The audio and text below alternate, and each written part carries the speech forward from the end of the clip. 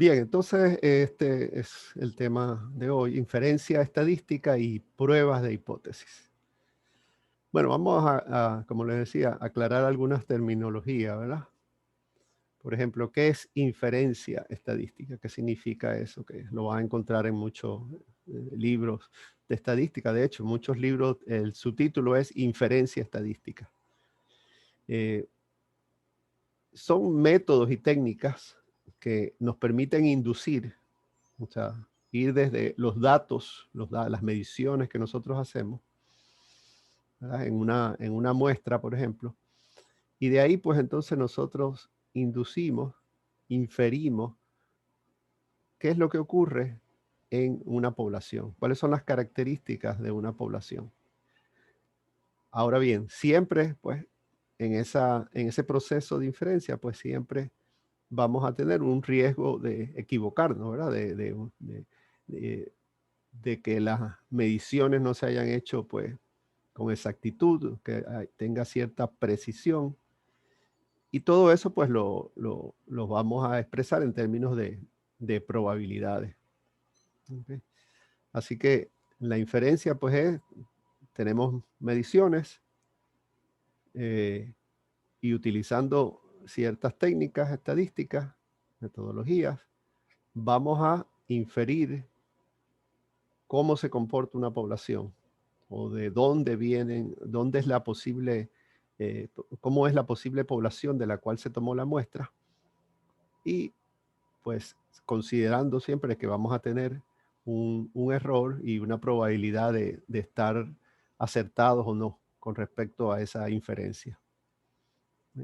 Entonces, como ven, es un proceso que incluye pues diferentes conceptos, vamos a decir, subconceptos, ¿verdad? De qué es lo que estamos haciendo, ¿verdad?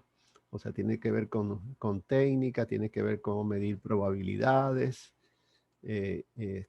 cómo ir a través de ciertos métodos, desde los datos hasta conseguir lo que serían los estadísticos que nos dicen cómo se comportan pues las poblaciones.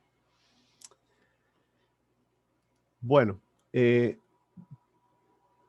inicio, pues, de este proceso de inferencia lo podemos poner, pues, en lo que se conoce como una formulación de una hipótesis. Vamos a ver primero lo que sería una hipótesis formal, o sea, una hipótesis eh, clásica dentro de la investigación científica. Eh, Cuando hacemos observaciones, ¿verdad? De los fenómenos biológicos en los que estemos interesados, de los que están en microbiología, los que están en marina, pues hacen observaciones y les parece interesante algo que, que observan, que miden. Sin embargo, pues eso es, la parte, es como decir la primera parte de una investigación científica. Luego tenemos que tratar de explicar ese fenómeno, cómo ocurre, por qué hay diferencias. Entonces, ahí es que realmente pues, se está desarrollando el trabajo científico. Y entonces, en eso de pasar de esas observaciones primeras a luego tratar de explicarlo, pues entonces ahí es donde interviene lo que se conoce como una formulación de hipótesis. Y una hipótesis formal, la estoy llamando yo, es aquella, o sea, una hipótesis completa, es aquella que tiene una parte que se conoce como la premisa y tiene una segunda parte que sería la predicción. ¿Qué es la premisa? Pues es información previa, conocimiento que ya está establecido por muchas experimentos u observaciones que ya por largo tiempo ha quedado establecido en la literatura científica, ¿verdad? O información que nosotros hemos obtenido pues haciendo unos primeros estudios, ¿verdad? Y que es lo que nos va a servir de punto de partida para lo que sigue, que es la predicción. O sea, que nosotros basados en la premisa o dado lo que conocemos ya previamente, entonces ahí hacemos una predicción. que es pues una posible explicación de eso que hemos observado o los resultados que se esperan de una eh, experimentación que vamos a realizar. Una experimentación posible, ¿ok? Porque no puede ser eh, que querramos desarrollar una experimentación, pues que no es posible porque no hay forma de hacer los controles que se requieren, ¿verdad? Entonces, pues la hipótesis, pues tiene una parte de lo que sabemos o conocemos por experiencia previa y la segunda parte es, pues, lo que esperamos, cómo explicamos lo que observamos. ¿Ok? Usualmente una forma, pues, una estructura sintáctica que se usa es dado que, y entonces ahí viene la premisa, esperamos eh, sí, esperamos que ocurra tal cosa. O sea, dado que, esperamos que. Esa sería pues una forma de construirla, ¿verdad?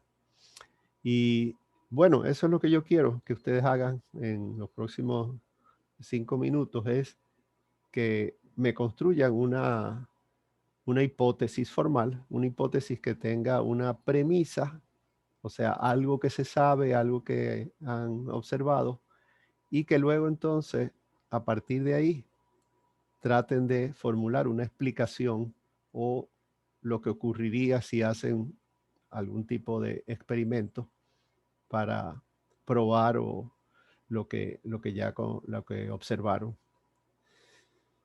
Bien. Y el tema entonces que vamos a usar para esa formulación de hipótesis que van a hacer es el tema de las vacunas. ¿Ok?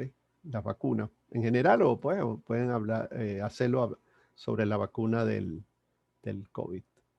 Así que eh, voy a poner grabando. Bien, y ahora sí, nuevamente. Todo este material lo tienen en la página, ¿verdad? Y aquí están las hipótesis estadísticas ahora. ¿Ok?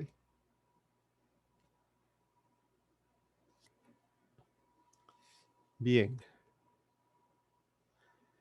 Usualmente en estadística, como dice aquí, eh, uno puede expresar la hipótesis nula como que no va a ocurrir algo, o también la puede expresar como que se va a cumplir cierto modelo probabilístico, cierta distribución, como puede ser la distribución binomial, la distribución de Poisson o la distribución normal que vamos a ver más adelante.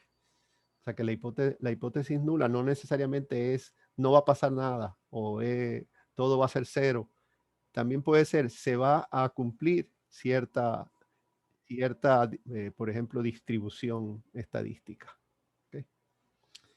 Lo importante a la hora de desarrollar la hipótesis nula es que uno tenga realmente algo que probar.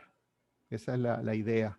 Entonces siempre es más fácil pues poner que lo que se va a probar es algo que ya se conoce, pero que es contrario pues a lo que nosotros queremos observar en la hipótesis alterna. ¿Ok? Bueno,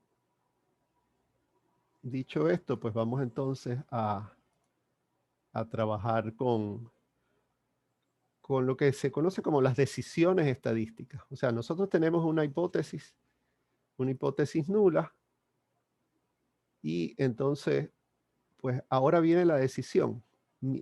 La hipótesis nula es como decir lo teórico esperado. Lo que yo espero se sale de esa hipótesis nula, o sea, eh, contradice la hipótesis nula, pues entonces ahí viene la decisión. Vamos a ver si la hipótesis eh, nula que yo estoy planteando se sostiene con los datos que yo estoy observando. ¿Ok? Al comparar, pues, ¿verdad? La hipótesis nula con mis datos, vamos a ver si se sostienen o no la hipótesis nula. Ok. Este sería el proceso, ¿verdad? O más o menos describir cuál es este proceso de las decisiones estadísticas. Y, pues lo que queremos medir realmente es la probabilidad de tener un valor alejado de la hipótesis nula. O sea, ¿qué probabilidad tenemos de que nuestros datos estén fuera, alejados de la hipótesis nula? Esa es la meta al hacer entonces la prueba estadística, ¿verdad? Y llegar pues entonces a una decisión. Entonces, como hemos dicho, establecemos una hipótesis nula donde hay una probabilidad teórica de ocurrencia de un evento. Y, y también entonces establecemos la hipótesis alterna. O sea, nuestra hipótesis nula tiene que estar asociada a una distribución de probabilidades, a un tipo de medición de la probabilidad de que ella ocurra, para poder compararla con la probabilidad de que ocurra pues, dadas las condiciones de la hipótesis alterna. Entonces, pues, sabiendo la probabilidad de la ocurrencia de nuestra hipótesis nula, pues vamos a ver cuál es la probabilidad de un evento que se aleje de la hipótesis nula, como sería pues nuestra hipótesis alterna. ¿Ok? Esa probabilidad de ocurrencia de eventos que se alejan de la hipótesis nula es lo que se conoce pues como una distribución de probabilidades. Entonces nosotros queremos ver si la distribución de probabilidades que es alta sobre la hipótesis nula, cómo se compara con la probabilidad de que ocurra ese evento extremo, ¿verdad? Que nosotros hemos observado. Lo otro también pues que hay que preguntarse es qué tan baja tiene que ser la probabilidad de que ocurra la hipótesis nula para poder rechazarla. Acuérdense que lo que queremos ver es si nos alejamos de la hipótesis nula, cuál es esa probabilidad que va a ser menor de que sigamos aceptando la hipótesis nula. ¿Qué tan bajito tiene que ser la probabilidad de que se mantenga la hipótesis nula para poder entonces rechazarla? Esto, pues, lo que les estoy describiendo, pues, es en forma teórica, ¿verdad? En palabras. Vamos a verlo ahora, entonces, pues, en forma de un ejercicio o de un ejemplo, cómo funciona, ¿verdad? Para un tipo de distribución, para un tipo de hipótesis. Ok. Vamos a recordar aquí que hicimos un ejercicio, ¿verdad? Sobre las parejas que fueran heterocigotas recesivas para un alelo, ¿verdad? De lo que se conoce como la fibrosis cística, una enfermedad pues bastante terrible. Y entonces, ya anteriormente habíamos calculado que la probabilidad de que una pareja que tiene 3 hijos, la probabilidad de que los 3 hijos hubieran heredado, ¿verdad? De forma homocigota la fibrosis cística era 0.0156. ¿Okay? Esa es una probabilidad pues baja, pues de 1.5%. ¿Okay? Pues sabiendo esto, pues podemos decir que en 100 parejas que sean heterocigotas para el alelo FC y que tengan 3 hijos, pues lo que se espera, ¿verdad? De esas 100 parejas es que solo una o 2 parejas tengan los 3 hijos con FC. Ahora bien, si nosotros observamos en una muestra que 15 parejas heterocigotas de 100 que observamos, que tienen 3 hijos, ¿verdad? Los 3 hijos en esas 15 parejas, los 3 hijos tienen FC. Fíjense que de acuerdo a las probabilidades siguiendo, ¿verdad?, la genética mendeliana simple de, ¿verdad?, de separación y de segregación, pues la probabilidad de que una pareja con 3 hijos, los 3 tengan FC es 0.0156. Estamos diciendo que eso en 100 parejas de 3 hijos representa pues que una o dos, ¿verdad? Porque es 1.5%, pues entonces sería entre una y dos parejas van a tener los 3 hijos con FC. Pero nosotros estamos observando en otra muestra, en una muestra de verdad, estamos observando que de 100 parejas con 3 hijos, 15 tienen los 3 con FC. O sea, entonces lo que queremos saber es si esa ocurrencia que estamos observando, de ese evento de, de parejas con 3 hijos con FC, es algo que puede ocurrir al azar según la genética clásica o es algo que está ocurriendo por otros factores que no conocemos, ¿verdad? Entonces, esta es pues la prueba que tenemos que hacer, ¿verdad? O sea, saber si ese valor de 15 parejas es posible dentro de la hipótesis nula de que pues solamente esperamos uno o dos parejas de 100. Entonces, pues, formulamos la hipótesis estadística, donde la hipótesis nula es que las parejas con 3 hijos, ¿verdad?, de, de una población o de una muestra de 100 parejas que tienen 3 hijos, 100 parejas heterocigotas que tienen 3 hijos, solamente pues una o dos, o sea, menor de 2 de esas parejas van a tener los 3 hijos con FC.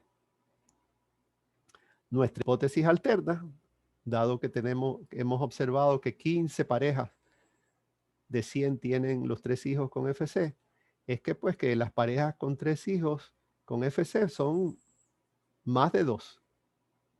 ¿Ok? Recuerden que hay que ponerlas como mutuamente excluyentes, o sea que tenemos que decir, si esto es menor o igual que 2, pues esto tiene que ser obligatoriamente mayor que 2, nuestra hipótesis alterna. ¿Okay?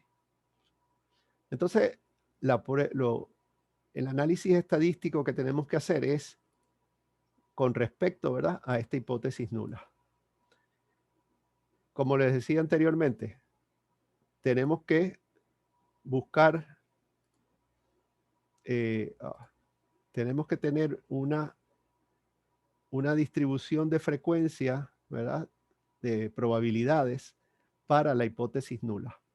En este caso, pues la vamos a hacer con la distribución binomial, es la que se presta para esto. ¿Por qué? Porque la distribución binomial nos da las probabilidades de ocurrencia de eventos que son mutuamente excluyentes. ¿Ves cómo, de acuerdo al tipo de hipótesis nula que tengamos y de comparación que querramos hacer con una hipótesis alterna, es que se selecciona pues la prueba o la distribución con la que queremos trabajar? Ok, entonces, mediante la función binomial podemos calcular la probabilidad de que el evento 3 hijos con FC, ¿verdad?, que tiene una probabilidad básica por pareja de 0.0156, ocurra en X número de parejas de un total de 100 parejas. ¿Ok? Entonces, pues si se acuerdan, la distribución binomial era esa multiplicación entre la probabilidad de que ocurra el evento multiplicado por Q, que es el 1 menos el evento, ¿verdad? Porque acuérdense, son excluyentes. Pues en la ecuación, ¿verdad?, para calcular la probabilidad de ocurrencia de un evento, tenemos que tomar en cuenta pues cuántos eventos ocurren totales, entonces cuántos son los que nos interesan y cuáles son las probabilidades de que ocurra un evento a la vez. Y con eso, pues entonces aquí se saca el cálculo. Yo lo estoy haciendo directamente con una función que me calcula la probabilidad pues en la distribución binomial. Entonces, ¿qué datos les tengo que dar? Les digo que ocurran 15 eventos que me interesan, los 15 eventos, ¿verdad? Que yo observé. El tamaño total o sea, todos los eventos que ocurrieron, 100, y la probabilidad individual del evento, ¿verdad? Que es que haya 3 hijos en una pareja con FC, que ya lo sabemos por la genética mendeliana, ¿verdad? Este sería nuestra hipótesis nula, 0.0156, ¿verdad? Y eso me dice que esa probabilidad de que ocurra ese evento de 15 parejas de 100, donde sus 3 hijos tengan la FC, es de 5.25 por 10 a la menos 11. O sea, es 11 ceros y 5. O sea, 0.0000, 11 veces y 5. O sea, una probabilidad bien, bien bajita de que ocurra, ¿verdad? Dentro de las probabilidades alrededor de la hipótesis nula. Ok. ¿Cuál es la probabilidad de que ocurran 3? Porque nosotros dijimos que, pues, tenía que ser mayor, nuestra alterna es mayor de 2. O sea, vamos a ver con 3. La probabilidad de que ocurran 3 parejas con 3 hijos con FC, pues es 0.13, o sea, un 13.3%. No es muy baja, no es muy baja. Ahora vamos a ver cuál es la probabilidad de que sean 2. Pues la probabilidad de que sean 2 es 0.25, o sea, 25.8. O sea, que es muy cercana pues o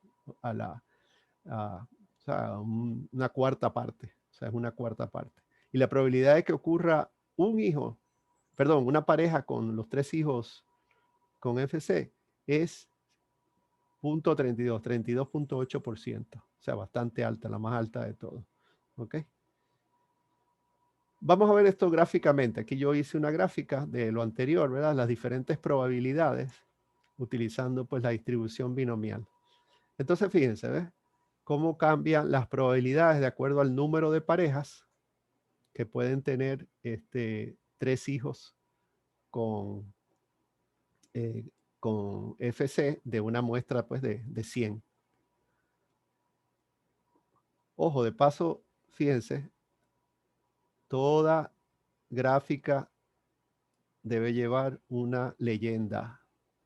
Aquí no título, leyenda explicativa. ¿Ok? Figura 1. Distribución de probabilidades binomiales para diferentes números de parejas con 3 hijos con FC, que tiene una probabilidad individual de 0.0156 de un total de 100 parejas heterocigotas recesivas. Ve, aquí se explica todo lo que estamos observando aquí. Entonces, bueno, nuestra hipótesis nula, pues, se refiere a esto, de que la mayor probabilidad de que ocurra parejas que tienen 3 hijos con FC es de que sea entre 1 y 2 parejas de 100, que es nuestra hipótesis nula. ¿Okay? Bueno, podemos incluir el 0 también, ¿verdad? Que no tengan ninguno. O sea, aquí, entre estos 3 eventos, 2, 1 y 0, pues está más del 50% mucho más del 50% de las probabilidades. El resto, pues va disminuyendo, 3 un poco, pero el que observamos nosotros de 15 es bien, bien, bien pequeñito la probabilidad de que ocurra. Entonces, aquí es que viene la decisión estadística. Eso quiere decir entonces que el hecho que nosotros observamos contradice la hipótesis nula, pues por la probabilidad tan baja que es, pues sí, podríamos decir que realmente pues contradice la hipótesis nula. Por lo tanto, el haber observado 15 parejas de 100 con sus 3 hijos con FC no se debe solamente a la genética mendeliana clásica. Tiene que haber otros factores que hayan determinado que 15 de 100 parejas tuvieron hijos, 3 hijos con FC. Y entonces esta sería pues nuestra, ¿verdad? Nuestra inferencia estadística y nuestra prueba de la hipótesis nula de que hay, de que las parejas que se esperan son solamente entre una o dos, menos de 2. ¿Okay? Bien, este valor entonces que hemos obtenido aquí para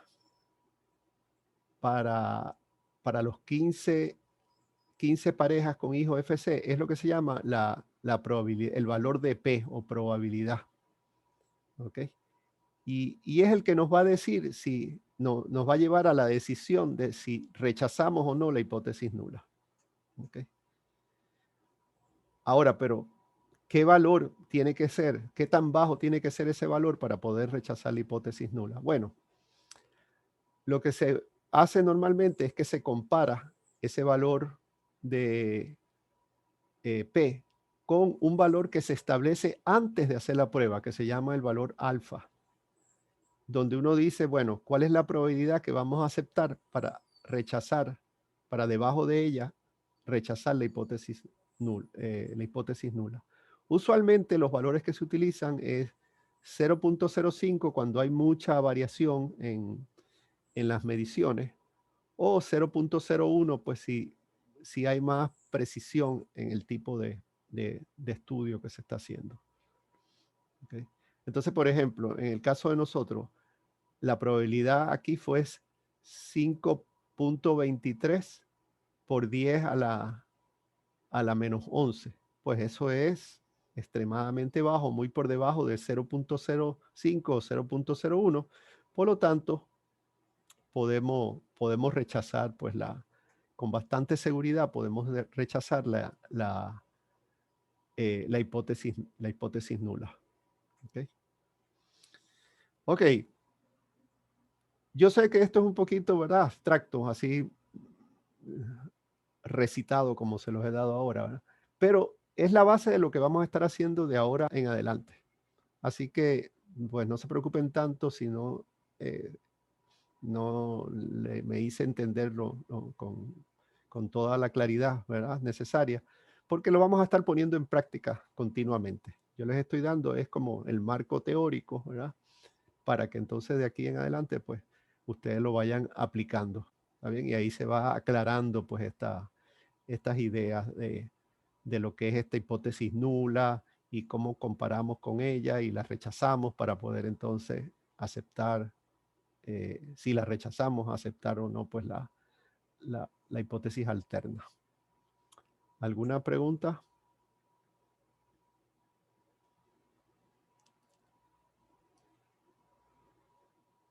Bueno, Profesor, o dígame. sea, uno entonces se deja basar Ajá, en el valor de P, o sea, de la probabilidad de que ocurra, ujú, pues, el evento que esperamos una vez.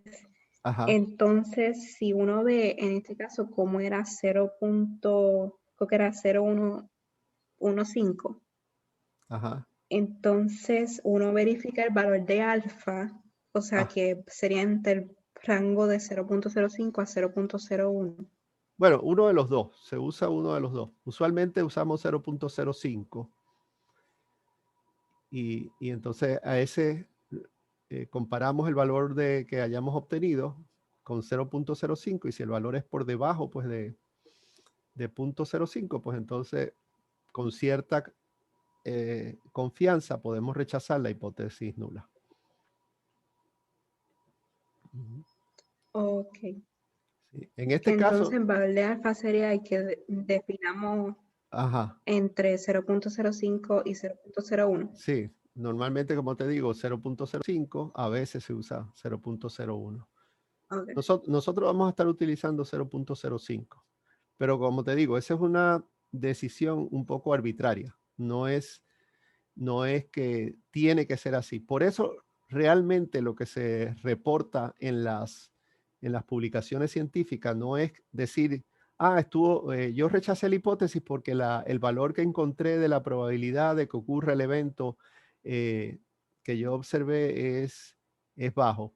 No, tú tienes que poner ese valor. Entonces, pues los que revisen esa literatura, pues van a- a poder decidir también, bueno, sí, es bastante bajo. Bueno, es un poco bajo, pero no tan bajo. ¿Ok? Recuerden, las estadísticas, pues trabajamos con incertidumbre. Nunca hay un sí o no. Siempre es, pues parece que sí, con tanta probabilidad. ¿Ok? Así que el, eh, nunca vamos a poder decir en estadística, pues que esto es 100% seguro. Siempre es, vamos a rechazar la hipótesis nula porque la probabilidad de que ocurra es bien bajita. Tanto. Y no solamente decir que es baja, sino que es cuánto, cuál es ese valor. ¿Okay? Bueno, esto es parte de ese problema de la incertidumbre, ¿verdad? Que siempre está presente en las estadísticas. Por ejemplo, a la hora de hacer las decisiones, y esto tiene que ver con la pregunta que acabas de hacer, pues si yo tengo un valor de la hipótesis nula de el que sea, ¿verdad? Y esa hipótesis nula, vamos a decir que en la realidad es verdadera. Pero yo, con el valor que tengo de probabilidad de que ocurra, que es bajo, la rechazo. Digo, no, no es verdadera. Pero en el mundo real, esa hipótesis nula sí es verdadera. Y entonces yo estoy cometiendo lo que se llama un error tipo 1 al rechazar esa hipótesis. Ahora bien, si la hipótesis nula es verdadera, y aunque yo tenga un valor bajo, pero está por encima del valor de alfa, y la acepto, entonces me quedo con la hipótesis nula, pues entonces estoy tomando una decisión correcta. Fíjense, si la rechazo y es real, es verdad la hipótesis nula, pues entonces error tipo 1, que se conoce también como error alfa también, bueno, tipo 1 realmente. Ahora, si la hipótesis nula es falsa, o sea, en el mundo real es falsa, y yo la rechazo con el valor que obtuve de P, pues entonces estoy tomando una decisión correcta. Ahora, si es falsa y con mi valor de P, cuando hago los cálculos, no me permite rechazarla por el nivel alfa que yo tengo, entonces estoy cometiendo lo que se llama un error tipo 2, que es no rechazarla cuando es falsa. Bien, miren, jóvenes, yo tengo una actividad ahora a las 10:30 que tengo que preparar, así que voy a